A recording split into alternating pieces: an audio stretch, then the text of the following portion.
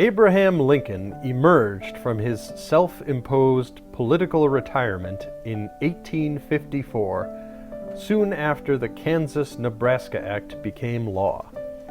In that act, Illinois' Democratic Senator Stephen A. Douglas had attempted to organize the vast Nebraska territory for settlement and the passage of a transcontinental railroad. The region in question had been considered a vast desert and had consequently been consigned to the Indians. With settlement west of the Mississippi River, it became clear that the territory was not a desert, but was suitable for farming. Pressure, especially the desire for a transcontinental railroad connecting California and Oregon to the Union, grew to permit settlement whatever the cost to the Indians. The railroad became a sectional issue, with South and North competing for its terminus. Douglas sought to make Chicago the railroad's eastern hub, and needed to organize the lands west of it in order to pave the way for such a northern route. To placate Southern congressmen, he made two damaging concessions. Slavery had long been prohibited in Nebraska, because it lay above the line of 36 degrees and 30 minutes latitude set by the Missouri Compromise. Douglas agreed to an explicit repeal of that prohibition, opening the territory to slavery. He also agreed to split the region into two territories, Kansas and Nebraska. Douglas framed the bill with the idea that the people of Nebraska and Kansas should decide for themselves whether they wished to permit slavery, a doctrine he called popular sovereignty. He hoped that local control could remove slavery from the national political stage, where it had become a disruptive issue. In this form, the Kansas-Nebraska Act passed Congress and was signed into law by President Franklin Pierce. Douglas's hopes for national political peace were dashed, as the repeal of the Missouri Compromise excited widespread indignation and opposition in the North. Douglas was burned in effigy across the North and shouted down when he attempted to speak before a crowd in Chicago. The act also roused Abraham Lincoln by paving the way for the extension of slavery, a prospect he had long opposed. Lincoln laid out his objections to the act and resurrected his political career in a brilliant speech at Peoria on October 16, 1854. In it, he vigorously attacked the repeal of the Missouri Compromise line, noting that restricting slavery above that geographical boundary had been a Southern concession to match Northerners' accession to allowing Missouri to enter the Union as a slave state. Now that concession had been explicitly withdrawn, and with it, the 60-year-old policy of restricting the expansion of slavery.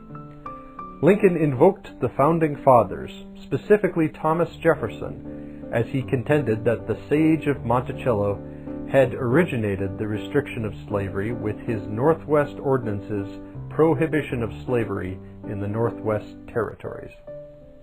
Lincoln criticized popular sovereignty, questioning how it was that this doctrine could supersede the famed Northwest Ordinance and the sacred Missouri Compromise.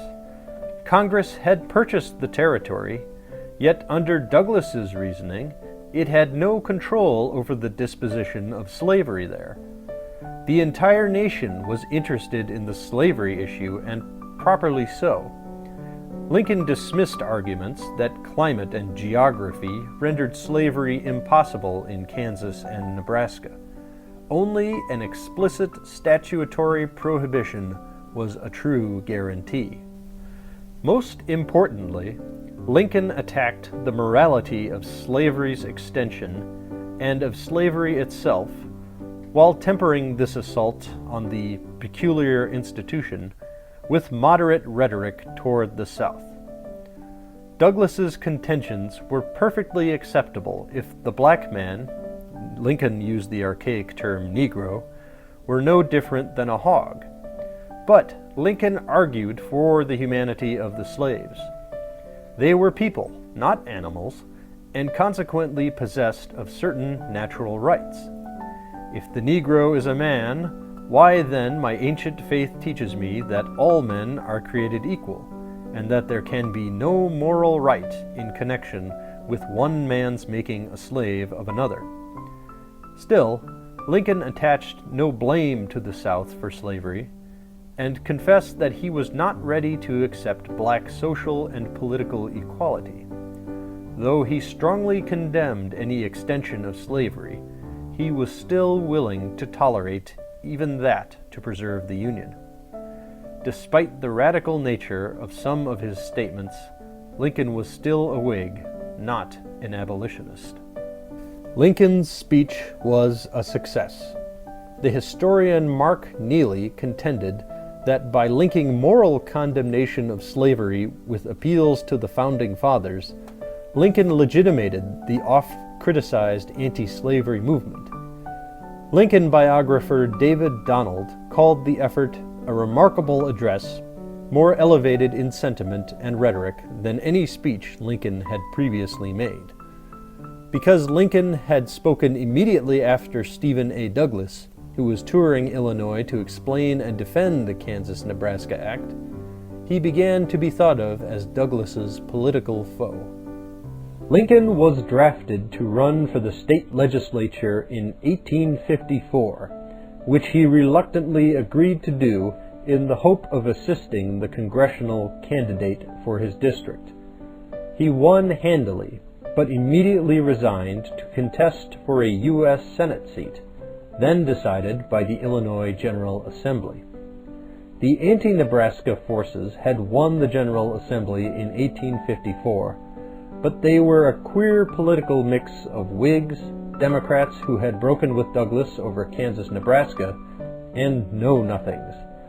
The latter party had formed in response to perceptions that the country was being overrun with immigrants, many of whom were Catholic in faith. Thus, it was an essentially bigoted, anti-immigrant party seeking to protect the old-line Protestants' prerogatives and power. The old Whig Party had broken down after the 1852 election, riven by insoluble sectional tensions. These disparate political groups were united in a common distaste for the Kansas-Nebraska Act. They squabbled over the Senate appointment, and Lincoln was forced to throw his support behind the anti-Nebraska Democrat Lyman Trumbull. Bitterly disappointed, Lincoln gravitated toward the new Republican Party, the abolitionist faction of the anti-Nebraska coalition.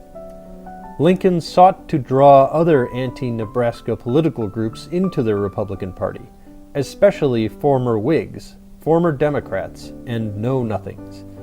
On May 29, 1854, a convention of these factions met at Bloomington. They united in opposition to the extension of slavery. Lincoln gave another grand speech, the exact words of which have been lost, but fragmentary accounts suggest he urged the political fusion of those who opposed slavery's extension and the slave power. Despite his disappointment at losing the Senate seat, Lincoln had found a new political organization comprised of like-minded activists and became one of its leaders.